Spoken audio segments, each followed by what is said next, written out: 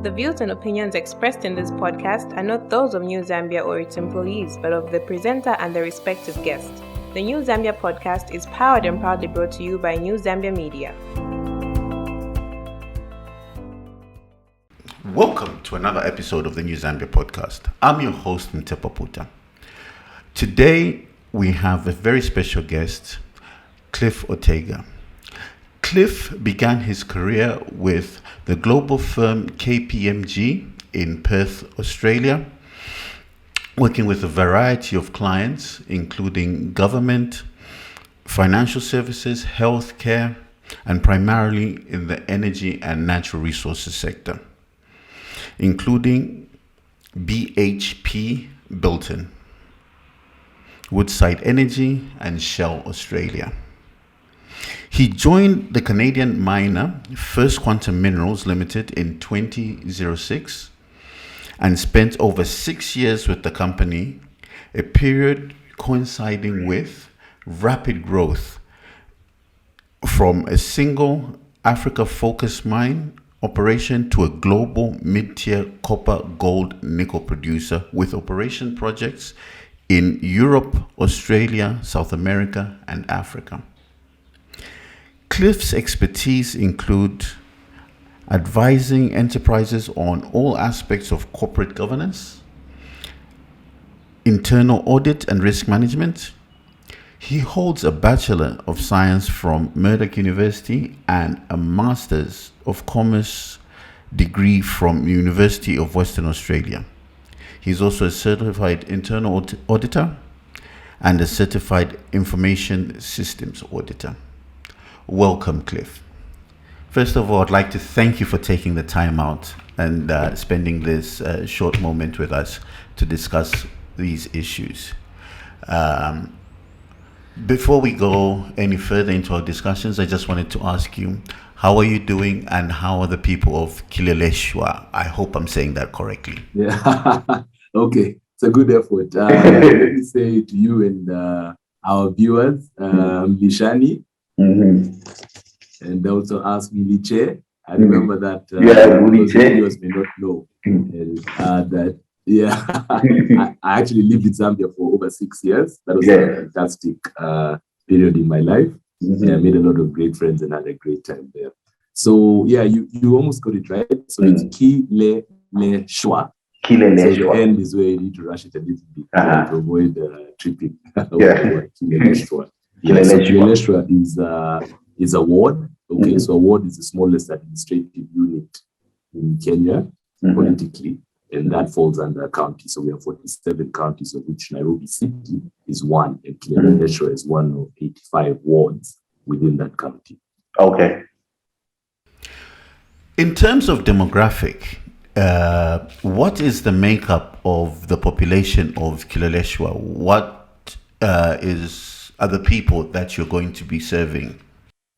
Okay, it's a bit of a mixed bag. So the total population as of the last census in 2019 was 30,000 residents. Okay. Wow. And of that, the estimate is about 10 to 12,000 of those live on the edge of the ward, and I'd say it's not quite, we don't like to use the word slum because I think that's derogatory, but it's like an informal settlement. Okay. Which also within that informal settlement is hybrid. So you have people that live there in, stone houses that are well built and they have access to running water and electricity. And then you have pockets of people that live maybe in shacks. And then the rest of it, interestingly, is middle class and upper class residences. So you have people living on, 1 or 2 acres. You have ambassadorial residences, that sort of thing. And then we also have a lot of high density modern apartments that are coming up within the ward. So it's quite a well balanced. Looking at the demographics you just mentioned, seeing that the poor form a larger part of the constituency, but I'd like to talk about in general and find out from you why you think African leaders and politicians have a problem in fulfilling economic fundamentals that will benefit the poor. Okay, so I like to think about it like this. I think there's three core reasons, okay? And I'll go through them. So there's historical reasons, cultural reasons, and economic reasons. So historically, if you look at how Africa was colonized, beginning with the partition in the late 1800s, and then the colonization all the way up to, for the bulk of the countries, up to the 60s, a little bit later for some of the outliers, then you see that the structure was already set up for a minority who was the colonist, okay? In Kenya, we call them settlers. I think in Zambia, there were settlers as well. In other places like South Africa, which was not, or it was actually a colony until, they achieved independence, but it was the same sort of setup. It was an economic structure that was set up to support a minority on the backs of a majority. We inherited that system, and unfortunately, most African countries. The other thing is culture. Around the world, but particularly in Africa, obviously our structure also, it's not a one-size-fits-all, but in many places, there were serfs and there were rulers, okay? So you have the kings and queens and the chiefs and whatever you want to call them, and then you have the others. So a lot of our first leaders became a hybrid of the kings and queens that had colonized us and traditional African chief or big man. And they also perpetuated that, and it suited their purposes and the people around them. Even those who meant well, because they got in and then they got confused between socialism and capitalism and lots of other influence, and they perpetuated that cultural divide. And then finally, there's just the economic aspect of it. So as things started to get better, and people were having more kids, and populations were basically exploding, people were eating better and that sort of thing. And actually, Africa did boom in the 60s and 70s. So like Zambia, for example, that was a golden period for copper and that sort of thing. Populations just grew faster than the economies could provide for them, again, because of all those other reasons. So it's almost like a self-completing cycle. And those challenges today. And then, of course, you have the monster in the room, the elephant in the room, which is obviously corruption, which is a culture in many countries. I recently listened to an interview you did on one of the Kenyan TV channels, and you were talking about a new model of approaching economics, and it was you were discussing the bottom-up approach in relation to direct real investment into poor communities. I think if we can just take a few minutes here, and I would like to have you expand on that approach and on your thoughts about the bottom-up approach. Okay, thanks. So if we go back in history, and I'm not an economic historian, but just my lay reading of it, you see, after the Second World War, and also remember the US had just had that Great Depression. One way to get out of it that was quite successful was this massive infrastructure build-up that was carried out by, I think it was Roosevelt. So that was a really great way to stimulate the economy. And they largely got it right, because you see that's something that is shovel ready, as they say in the US.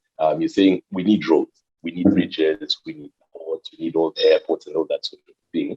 So let's just find the money, get it done, and we'll employ, especially in those times, because that's a long time ago, we'll employ masses of manual labor, and that will put money in the pockets of people, and then that again provides the general economic stimulus.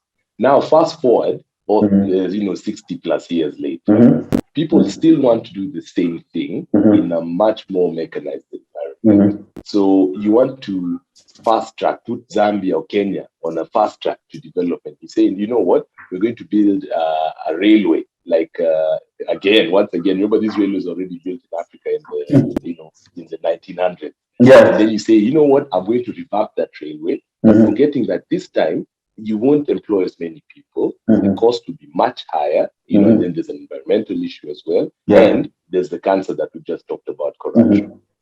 So, and then because of the state capture, And this, in fact, is even worse because now what we're doing, and we've just gone through that here, we're having a big debate in Kenya about it. So you've done a deal with Chinese companies. They've provided the funding, they've provided the expertise, and they're actually running the railway. So the ability to measure the impact and the ability to actually provide that stimulus is hampered because you're not in any way, shape, or form really in control after you sign that contract. So we're having a big debate about that. And I think because it is a long-term project, the history will indicate or will hold whoever is responsible.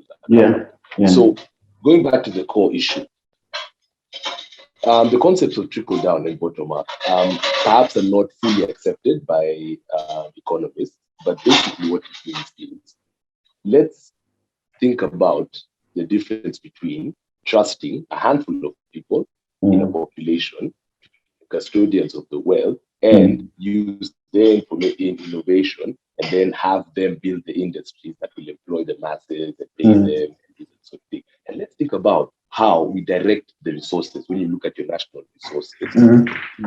Enterprise, a micro, small, and medium enterprises, and see whether injecting our resources at that level would then be a better way to stimulate and grow an economy. Now, of course, with everything, it's a theory. It's not perfect anyway. But the reason why it's gained traction, particularly in the past 2 years, is because Joe Biden, the US President Joe Biden, has actually talked about it a lot. And he keeps saying, let's grow the economy, let's from the bottom up, and because in America they have a big plan.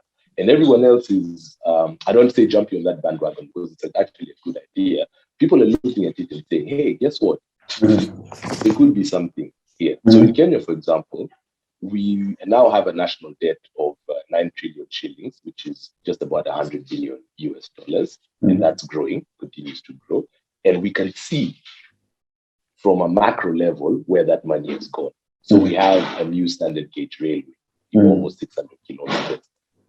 We have modern highways in many places and even feeder roads into those highways. We've, I think, doubled or tripled the size of our Kilindini port, which is Kenya's main port in Mombasa. We have another port that has been launched to the north of Mombasa in a place called Lamu. So you can see where that money has been spent, at least some of it. But the issue, and people are asking, because now when you look at the GDP figures, they say Kenya is growing at 6%, 4%, 7%. It looks fantastic. But everybody says we have no money in our pocket. You understand? It's like when I was in like you never left, Cliff. It's like you never left, Cliff. It's like you never left. I mean, what you're talking about is exactly what is happening here in Zambia. I mean, we've gone through a few years where we've had huge investment in infrastructure, and we've had airports, roads, bridges built all over the country. And the economic indicators are showing an upward trajectory, but that does not lend itself into money in the pockets of the people. People are not feeling the money, the bank. They don't feel the GDP. So it feels like all these policies end up as talking points or speeches by the Minister of Finance or talking points by government officials in Parliament.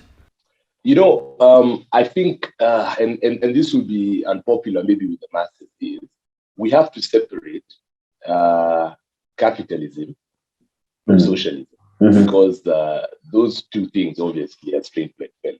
When a multinational looks across the globe, its number one interest in a capitalist world economy is its shareholders.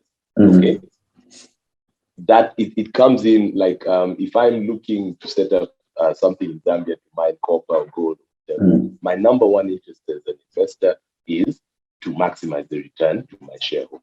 Exactly. Now, the socialist perspective, whatever system of government you have, requires that the responsible authority then should be looking to balance that out in the sense of maximizing the interest of its citizens. But somewhere along the line, that always gets clouded. But look, the same people that operate in Africa, and let's look at Nigeria, for example, the disaster with the oil, the Niger Delta. Yes. But those same multinationals operate in the North Sea. And look at, for example, let's take Scandinavia. Let's take Norway as an example.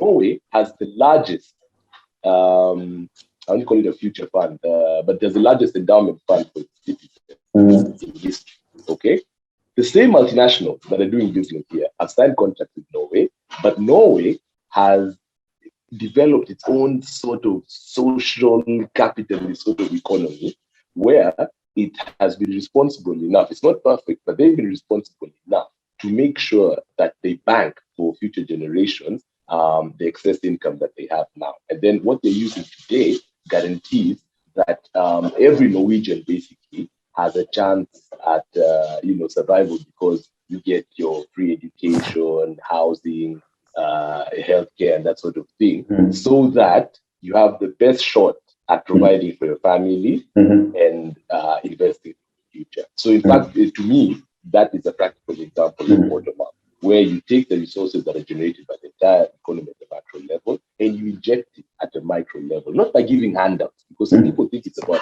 handouts, like why don't we pay? You see, Cliff, you know why we get to that point of handouts? I don't think the electorate are to blame. I think the politicians are to blame, not taking a stab at you, but when people are on the campaign trail, they promise that they'll do this, they'll do that, and people are expectant. And then when they get into office, they don't deliver, and they say that we need money to achieve these things.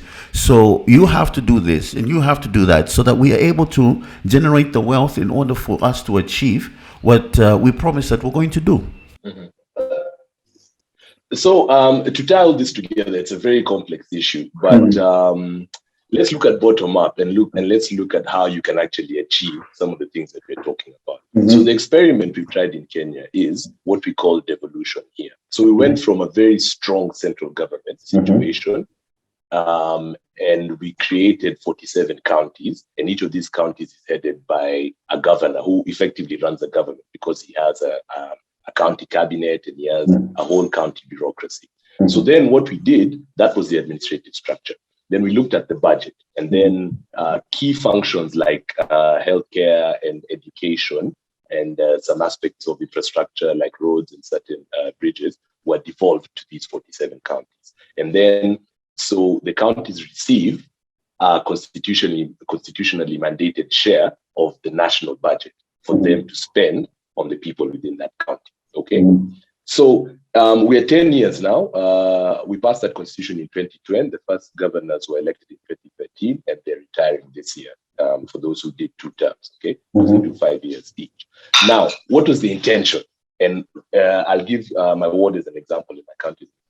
So the intention was that if you have a place like Kileleshwa now with 30,000 residents, then that money that would be allocated to the county would then again be dispersed to the wards, such that if we never had a medical facility, not necessarily a large hospital, but even a dispensary, then as a representative, it would be my job to lobby for such a facility, ensure it gets in the budget, and then make sure that the county executive actually does it within the stipulated time.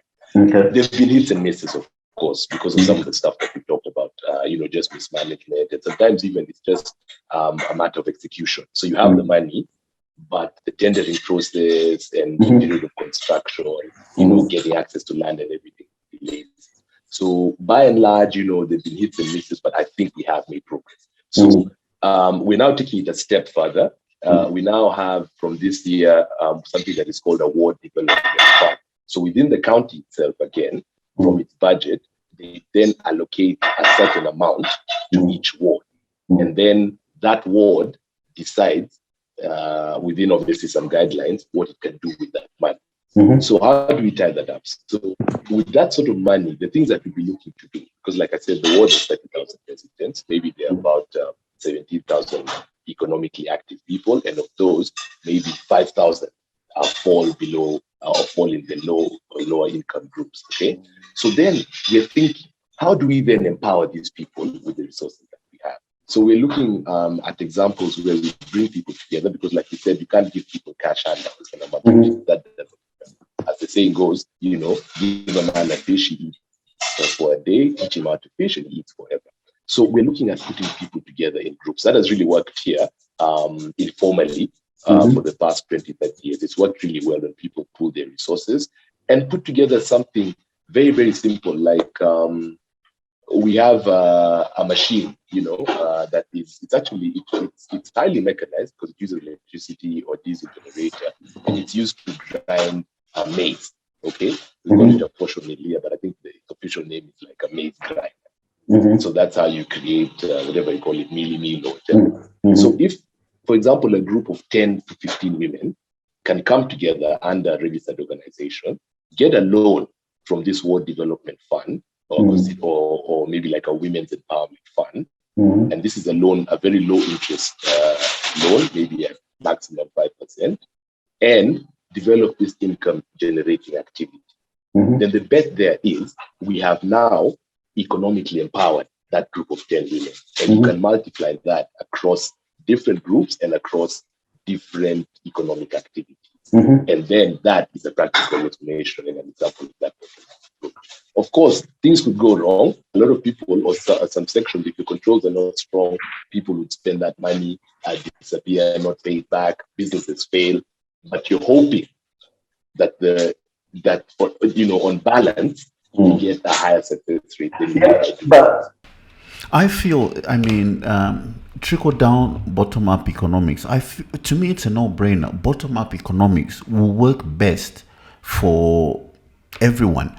But it's a no-brainer for me. But I wonder why you find that multinationals and the global lending institutions tend to fund the top brass in hope that will have trickle down, rather than injecting that capital into the people that need it the most directly, and try and create that bottom up effect and enrich their lives that way.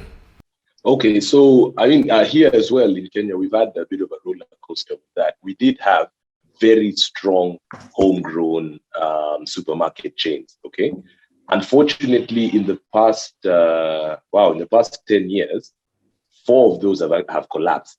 Like they're done and gone. And these were massive chains with, by African standards, with 70 stores around East Africa and that sort of thing. But that was not down to the country's economy. It was just down to mismanagement for the most part, because they were privately held, and then things just didn't go well in terms of management. And then there was one that was a public company, but once again, that collapsed largely due to mismanagement. However, because of it's quite a dynamic industry, so a lot of people have stepped in to fill that gap, both local and international. Like now, there's a French firm called Carrefour that has come in to fill quite a large part of that gap, and it's growing pretty fast. We've gone from a very strong homegrown store chain, now having a more hybrid local international chain, which I think is good for long-term stability, and increases competition, keeps people on their game.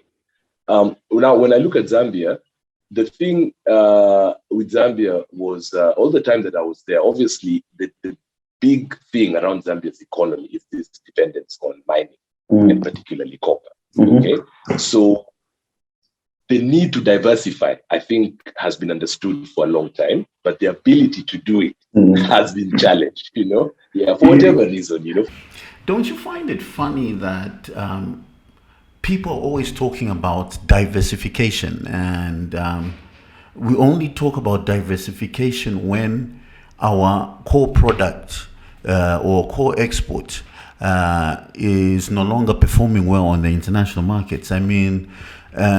And we talk about diversification as if it's a new thing, yet it's something that is cycled decade in, decade out. If you look at, we can take it all the way back to the 70s when copper prices slumped, and all through the 80s, we're singing about diversification, moving to agriculture. Kaunda had his back to the land policy. Throughout the 90s, we had reforms with the Chiluba government, and into the early 2000s, when we even sold off our mines, we were talking about diversifications. But immediately, post 9/11, when copper prices started hitting an upward trajectory, we fall back on into our comfort zone and lean on copper and forget about diversification. And all we do is it's copper this, copper that. Yet we find ourselves back in that cycle, because now the world is moving towards renewable energy, and everyone's talking about lithium batteries and rare earth metals and all these things. And so we forget about diversifying, and we start concentrating back onto our minerals, yet we don't own the mines. And I think if you can just touch on this point, and let's have a bit of a chat on how we can best benefit from our resources and value addition, rather than exporting the raw material. Because from the time of Cecil Rhodes, I mean, if Cecil Rhodes was to come back today, he would be very happy, because his Cape to Cairo route is still working perfectly. I mean, we've got raw material leaving Africa and going into Europe, and then coming back as finished products for us to buy at very, very exorbitant prices. So yeah, let's just touch on what we can do in terms of enhancing the value of our mineral wealth. So that's a good point that you raise, and it goes back again to this bottom-up discussion. So you're right. People talk about, this very high-sounding things, like they say, oh, this country had sessional paper this in 1961, and it's all the countries. I think that should be consigned, if not to history's dustbin, because maybe it worked then, but it should be consigned to history anyway, okay? Because now people are talking about things. You have tech billionaires. You can come up with an app today, and that app spreads like wildfire because it serves a need, just like any other product. But we're still talking about, like in Kenya, for example, we are still fixated mainly on tea, on tea exports and coffee, and we are struggling with sugarcane here, with the sugar as an industry, and people are talking about tourism. Now, those are all good things, of course, because they do employ people, and they've been the bedrocks of an economy. But now the big question is, how do you innovate as an economy? And then the question for us as politicians, and even for the general population, for those who wish to engage, is innovation taught or is it born? Because that's the big question. So in Kenya, we've been lucky. We did not have anything to hitch our wagon to, that was as massive as, say, like a copper mining industry or something like that. So it allowed people, maybe by accident or otherwise, to begin to think about different things, banking, financial services, telecommunications, an element of advanced manufacturing. And that has actually helped us by African standards. But then I also question, once again, is innovation taught or is it born? Because South Africa has all these things combined in one economy. It has the massive mining industry, it has advanced manufacturing, it has a massive agricultural sector. So what are they doing right? And again, I go back to my initial things. Is it historical? Is it cultural?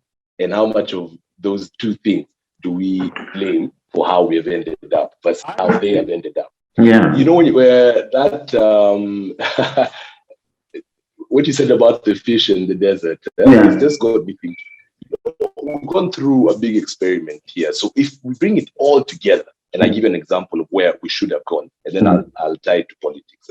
So if, say, this bottom-up thing was to work, okay, then it should work. So if we structure it like this, what we're saying is no handouts. But what we're saying is we're going to empower people. And how do you empower people? It's not only just about, as you say, entrepreneurship and jobs. It's also about the things that stress lower income families the most, issues around food security, issues around healthcare and education. Because, again, the more informed you are, the better choices you make. And then we've had a program, we call it here TVET. So TVET stands for Technical and Vocational Educational Training. This goes back to what you're saying about plumbing, masonry, and carpentry. But it should go a lot further. And so that when you enter a TVET course as maybe a 16 or 17 or 18-year-old, you should have such a wide range of options, and it should be like a buffet that you sample, including modern economy things like coding. I see a lot of people do a lot of stuff with digital artistry. People are making movies, on their phones and that sort of thing. So there should be a lot of exposure to that. And then we had, as a third program, we had over the 4 years something called the Big Four Agenda. So the Big Four Agenda was about spurring manufacturing, food security, affordable healthcare, and housing. And now housing and manufacturing was supposed to then absorb these people that were coming out of these TVET facilities. And then you create this groundswell of employment. Sounds good on paper. What interfered with that? The political cycle. So I want to think, we're talking about innovation and everything. Life is a series of experiments and experiences. So what if across Africa were to adopt, for example, single-term presidency? Because I think that becomes a problem. Like I see in the Philippines, you do 7 years, you get out. So that might mean there could be some pitfalls, but that means the agenda that you come in with must, by definition, be a 7-year agenda, probably even 6, because you'll be named as president in your last year. So you must come in with things that are feasible for those 6 years, because unless you feel, like many people in power do, that you'll be able to manipulate who becomes your successor, then you're under no pressure, because you have 7 years and you have to go. You're not under pressure when it comes to the election. So is that something that perhaps could work for us? Rwanda, for example, have 7-year presidential terms. The problem with those is they're set up for one guy. And he's been there since 94. And he'll be there for another 7 and another 7. So I think, once again, good idea for implementation. So is that a way that we can go? Because from everything that we've discussed, there's no shortage of policy. What is severely lacking is seeing things through. So an implementation challenge. We can sit here and talk for 3 hours, Cliff. We can sit here and talk for 3 hours. And we have no shortage of ideas. Even just amongst the two of us, bring in another 2 people, can talk the whole day. But no, there's no shortage of ideas. The problem is implementation. And the thing is, I think a level of patriotism, which I'm seeing, and this is what gives me hope. I'm seeing a level of patriotism coming into our political space. A level where now you have people, because for corruption not to take place, it just takes one person to say no. You don't have to have laws or anything about it. It's about you knowing what's right or wrong. And you know that, look, if this pencil costs 2 kwacha, and yes, this guy has to make a reasonable profit, so we're going to sell this, we're going to buy this pencil off him for 4 kwacha as a government institution. If you tell that person, invoice this pencil at 8 kwacha, and the remaining 4 kwacha, we will know what to do with it. I think that's where it becomes a problem, in that instead of buying, everyone will come out and say, we bought 10 boxes of pencils, here they are. But what is the true value? The true value is you should have had 20 boxes of pencils.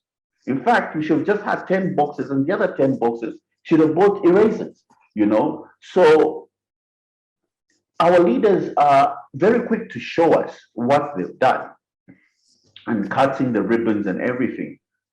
But the true value can only be acquired if we have principled people, if we have patriotic people willing to do the right thing at the cost. And looking at politics, comparing our 2 countries, we were so impressed here, as always, for the second time in 30 years, when you guys literally kicked out a sitting president. That is so rare on this continent. Yeah. And when I read the data and the stories on that, it seemed to have been driven largely by young people. Yes. And it wasn't organized. I don't think it was organized, but there was no mass movement controlled. Like how they had Black Lives Matter. It's just people, just feeling left out and thinking, you know what, I'm actually going to use this voter's card or my, red to make the change that I want to see. Now, amazingly, here we have the same demographic profile, but this time the youth are checking out. Like we're going through a new voter registration period now. We had one in October, and the estimates were, 6 million new voters, but they only managed to achieve just under 30% of that. So particularly young potential voter appetite here is so strong. And I think the difference could be that it's a harsh indictment on the people that are running for presidency, obviously, because they're the figureheads of campaign. So we also want to learn those lessons as, like for me as a politician, I'm reading a lot of data and I want to see what is it that makes people tick, what is it that the young people are not hearing from us. I've even written an article on that, because it's really, really occupied my thoughts. When I meet them one-on-one, they say, okay, you seem to be an okay guy, you're saying the right thing. I might consider voting, but I'll only vote for you. I won't even bother with the other ballot. That's such a sad thing, that's such a sad thing. So I'm thinking it's time. I've always thought it's time that every generation should start to hand over. But you're right, we're still seeing the same names from 30, 40, 50 years ago, just in a sense being reincarnated. Yeah. And to be serious with ourselves, what I tell people is, let's also get out of our homes. Let's get up off the couch, let's get out from behind our screen and let's actually get involved. That's my one message across Africa. Let's get involved. We have the ideas, we've complained enough, let's get up and get involved. That means running for office, that means voting, and that means becoming an activist, because we have, like in Kenya, in our constitution, you can actually recall your member of parliament. You can. Wow. You can recall your member of county assembly, but of course you have to do some work. You have to go out and start a petition and get them signatures. You can do it, even if you don't succeed. A wake-up call to these guys. Let's say we have 290 MPs here. Let's say 70 were facing a recall. In the States, they've actually recalled people before. Even the governor of California faced such a ballot last year. Why don't we wake up and use what we have? So that's the politician in me speaking. No. And I think that will be our takeaway from this discussion, basically. I mean, everyone needs to get up, go out there and do their part. One thing that we have to understand is that we are all politicians in our own right. The difference is that we're not all political leaders. And that's what I think. I think we all have to do something to make a change. We have to get up from behind our screens, go out there, make a change, voting, everything. I mean, participate in civic duties. And that's the only way things are going to work out better for us. Yes, so now as we wrap it up, Cliff, what are your final words, especially to our Kenyan viewers and possibly your electorate? Maybe you just want to say a few things to wrap it up. So what I'm telling my fellow Kenyans this time is the same thing. I know it's difficult. I know this time just seems like the last time, but don't give up. We need to get involved. Let's, because if we don't, then this is what the people that you think are running things want from you. They don't want you involved, but don't give them that chance. This country is yours. It's your right, and it's the easiest way to get yourself heard. And the second thing is, this time let's interrogate, because we've had a lot of things over the past 10, 15 years. There are things that have become memes, in terms of what politicians have promised. But don't get distracted by that. Just be involved, interrogate. This time we must interrogate what we're being told and vote for something that you believe in. Make an informed choice. And just as a last comment, in Kenya, I'm not sure about Zambia, but in Kenya, we basically have 6 elections on the day of the general election. So it's a separate sheet of paper from president all the way down to member of county assembly. So theoretically, you could vote for president in party A, your governor, party B, and so on and so forth, until you get down to the person that's closest to you, who could be party B. But what people typically tend to do, and politicians encourage, is a straight down the ballot vote. So it's party A all the way down. So that means that only the president needs to campaign, all the other guys just need to win the party nomination, and they know. And then you who had the opportunity to interrogate, after a month or so, or 6 months or a year, you begin to feel duped, like, oh, I didn't know this guy was going to do this, because you didn't interrogate. Yeah. No, excellent. No brainer. Yeah, it is. Okay. You're right. Wow, Cliff, time has really flown by. Well, it's been nearly an hour. Anyway, Cliff, thank you so much for taking this time out of your busy schedule to spend this moment and chat with us. We really, really appreciate it. Thank you so much. This has been another episode of the New Zambia podcast. Thank you so much for spending this time with us. We really appreciate you viewing. Don't forget to like and share our podcast. It really helps.